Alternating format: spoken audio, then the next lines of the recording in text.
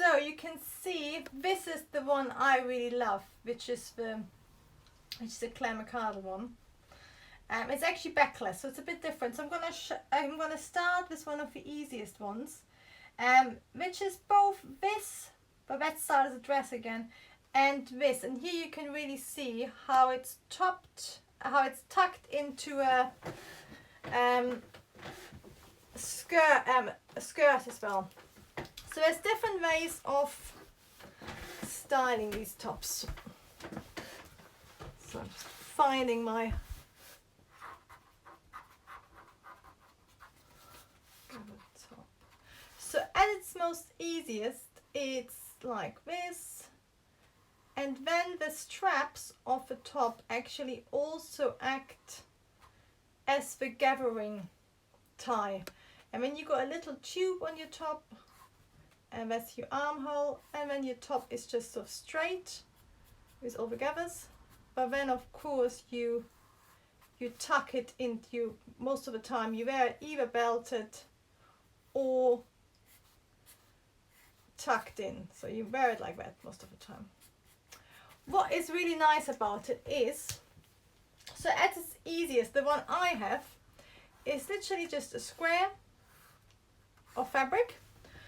So I would still use my block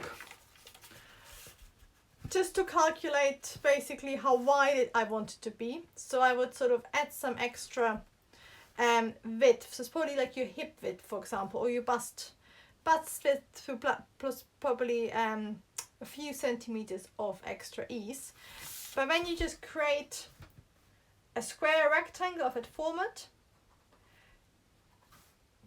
The top halves will be your armholes. Then here you create a little channel, and then you create a really long tie, which will act as your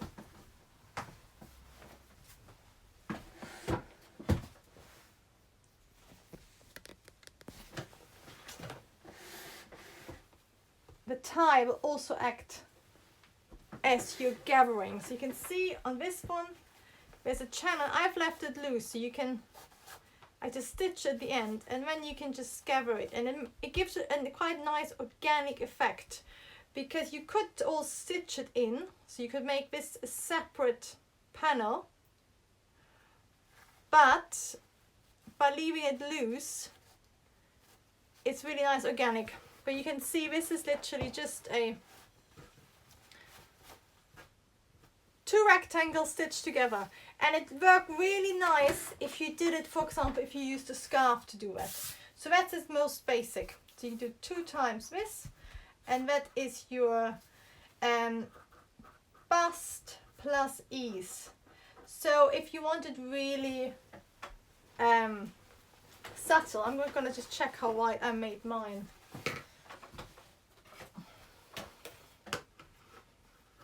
So I made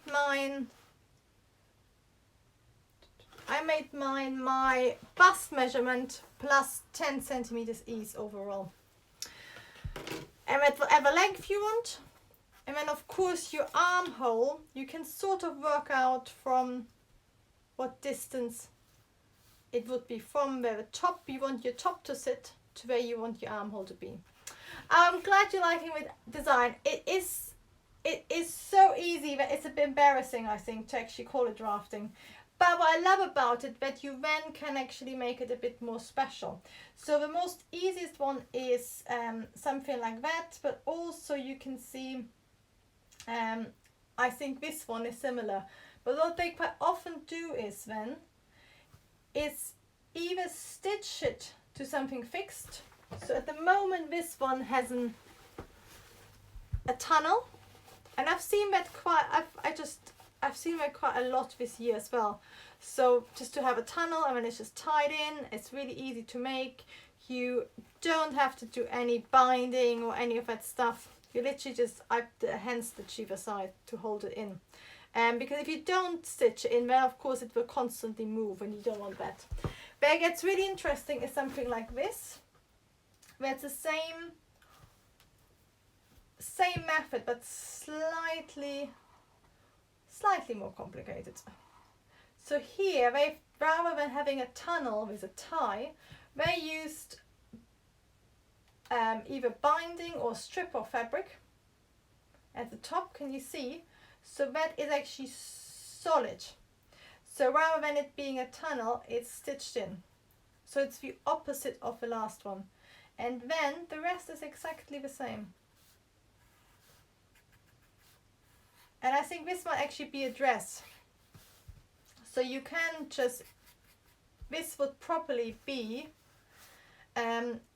really long, again, let me just check, either a really long rectangle, and a second I'm going to show you how to do the top with the armholes, and then this is your waist, or it could also be slightly A-line. That's your waist again, that's your armhole. And then they just added these sort of, I would imagine there could be fake or real bows. But the way this works is a bit different, because while the last one was literally just a rectangle with a tunnel, this one actually has a little bit more drafting on top. So can you see that I would probably, you can try it out doing completely straight. So I've gotten a bit distracted because I've just seen Andrew Fionda joined me. So thank you very much. That's a bit of an honor. If you don't know who he is, Google him. So now I've gotten distracted. I'm going to go through this design. So you can either try it with the straight one, but instead of a tunnel, do it the other way around. So you don't put the tie inside the tunnel, you top stitch it on top. But if I did this, I would probably actually draw on my design, and you can either sort of incorporate your darts into the gathers, or you can ignore them. It all depends how you want to do it. With this one, I think you can actually, I might do it like this, and then you could cut it apart.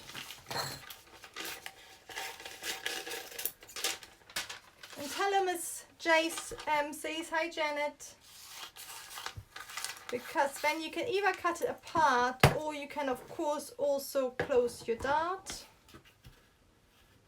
at the same time.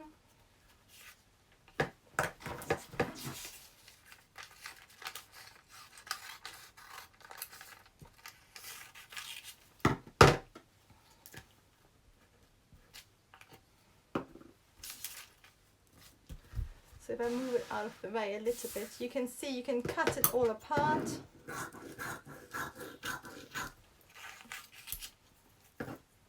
And then you can create, you can sort of add all the gathers that way, but I would make the top for this one slightly curved. So rather than it being